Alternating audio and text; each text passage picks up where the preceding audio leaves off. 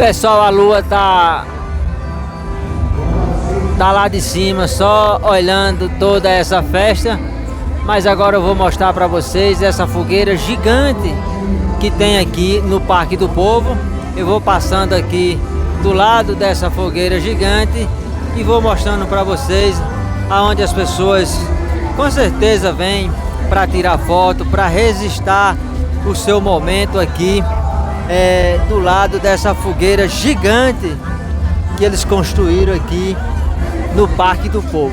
São detalhes, são coisas que realmente chamam a atenção de quem passa por aqui, de todo o público. De fato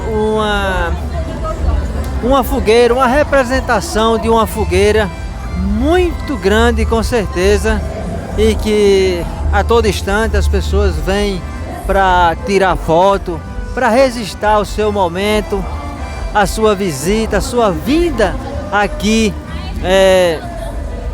ao Parque do Povo. Essa fogueira, essa representação que com certeza chama muita atenção de quem passa por aqui pelo seu tamanho. Há algumas informações que essa fogueira ela tá bem maior do que os outros anos e tá saindo uma fumaça, viu, pessoal? Uma representação bem legal mesmo, dá a impressão que a fogueira está queimando, a fogueira está pegando fogo.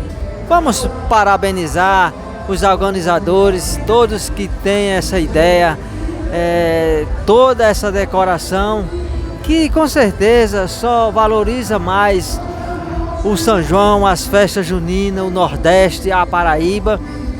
Parabéns para todos que fazem o maior São João do mundo em Campina Grande. Essa festa chegando a 40 anos. Se uma festa chega a 40 anos de existência, com certeza traz alegria, traz benefício para muita gente. Aqui são centenas e centenas de pessoas trabalhando, tendo uma renda direto ou indireto. Então, uma festa dessa traz muito benefício para a população e traz muita alegria para todos de Campina Grande e para muitas pessoas que vêm de fora.